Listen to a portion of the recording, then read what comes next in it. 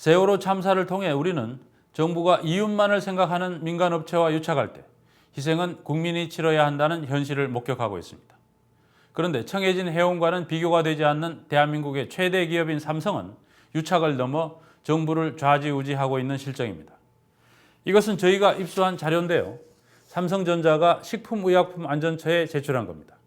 삼성의 갤럭시 S5에는 심박수를 측정하는 기능이 있는데 이런 기기를 의료기기로 분류하지 말아달라고 요청하는 자료입니다. 이 자료에서 삼성은 정부가 IT 융합 의료기기에 대한 규제를 완화하면 자사가 27조 4천억 원의 매출을 확대할 수 있다고 예상했습니다. 그동안 많은 중소기업들이 같은 요구를 해도 듣지 않던 식약처는 삼성이 한마디 하자 즉각 고시를 개정했습니다. 최경영 기자의 단독 보도입니다. 지난해 12월 16일 국회 앞 한 커피숍. 삼성전자의 법무팀 상무와 식품의약품안전처의 국장이 만났습니다.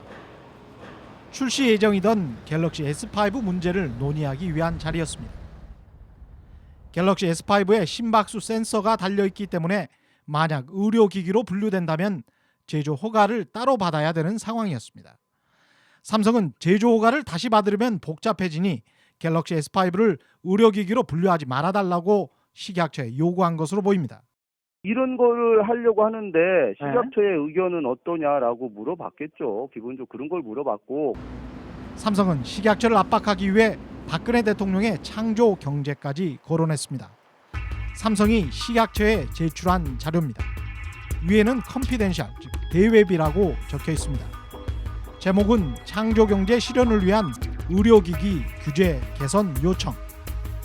창조 경제 활성화를 위해 의료기기 규제를 완화해야 한다고 주장합니다.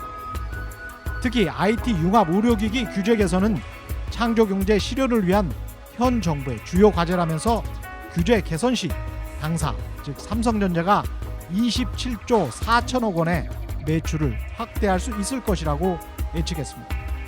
이 매출액은 당사 마케팅 조사 결과라며 다시 한번 대외비 자료라는 것을 강조합니다. 27조 4천억 원. 이 수치는 어떻게 나오게 된 것일까? 뉴스타파 취재진은 삼성전자에게 이 27조 4천억 원이 어떻게 계산된 것인지 확인해 달라고 요청했지만 거절당했습니다. 언론이 어떻게 해석을 해야 될까요? 글쎄요, 그건 잘 모르겠습니다. 저는 아는 내용이 아니어가지고요. 죄송합니다. 예. 삼성전자 측은 정부와 관련된 사안에 대해서는 대답할 수 없다고 말했습니다. 예, 그 관련해서는 좀 확인도 잘 안 됩니다. 식약처에 그런 문서를 삼성이 제출했다. 이것도 확인할 수 없는 사안이에요. 예, 확인이 안 됩니다, 저희가. 그동안 단순한 심박계 의료기기의 경우 의료기기에서 제외해달라는 중소기업의 요구는 꾸준히 있어 왔습니다. 비슷한 제품을 개발해 놓고도 의료기기라는 규정 때문에 출시하지 못해서 1, 2년 동안 발만 동동 굴렀던 관련 중소기업들도 적지 않습니다. 심지어는 무허가 의료기기를 판매했다고 영업정지 등 행정조치를 받은 기업들도 부지기수입니다. 삼성전자가 갤럭시 S5 생산 물량을 통신사에 넘긴 시점은 최소 3월 27일 이전. 그러나 식약처는 이 삼성의 제품이 불법 의료기기가 아닌지 여부에 대한 아무런 조사나 행정조치도 하지 않다가 갤럭시 S5가 소비자에게 출시되기 3일 전인 4월 8일에야 신박계는 의료기기에서 제외한다고 고시했습니다. 삼성의 일정에 맞춰 갤럭시 S5를 위해서 관련 규정을 바꿨다는 의혹이 나올 수밖에 없는 상황. 관련 업계 중소기업들은 식약처와 삼성의 행태에 황당하다는 입장입니다. 원래 식약청에서 허가 주는 기간이 일반적인 기간이 90일인데 저희는 그거보다 더 긴 시간 동안 했었고요. 금액적으로도 상당한 기록이다. 그쪽으로 다 아마 갈 거고 저희가 저희 제품을 인허가 받는데 든 비용이랑 시간을 어떻게 보상받아야 될지 그거는 잘 모르겠네요. 식약처가 은밀하게 대기업에 특혜를 줘서 시장 질서를 교란하고 있다는 비판도 나옵니다. 지금 이 상황에서는 이미 지금 삼성에서 만들고 있는 게 독점 시장으로 들어가는 거예요.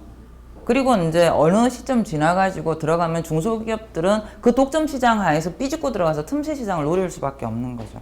그렇죠. 가격 경쟁도 안 되는 거죠. 그럼 가격 경쟁이 안 되고 독점 시장이 형성이 되면 유권자가 피해를 보게 되겠죠. 소비자인 유권자는 그렇게 피해를 보게 될 것이고. 식약처는 삼성을 다른 중소기업과 똑같이 대했고 공정하게 일을 처리했다고 주장합니다.